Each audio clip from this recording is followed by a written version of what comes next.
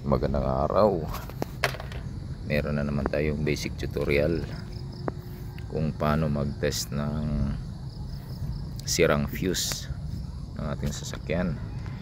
So, meron tayong gamit na ang tawag nito ay test lamp.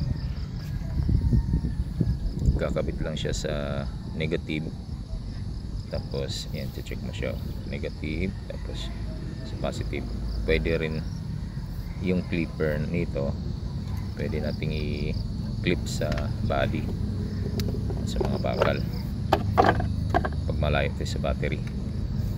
May hinahanap tayong fuse na sira. Ayan, meron akong part na ilaw na hindi nagana dito sa side, sa may dulo yata. Sana mahanap to. Yan, ganyan lang mag-test. Check lang yung gilid-gilid, mayroong connector dyan sa sa fuse nya. Yan, di nagana. Yan yung isa. Ganyan siya mag-test. So, hindi nagana siya. Sa kabila gumana ilaw.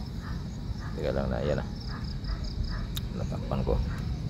Ulitin ko yan isa hindi nagana. Ganyan lang mag-test dito. Yan, ganyan lang. Thank you for watching. Pabilisan lang po. Salamat.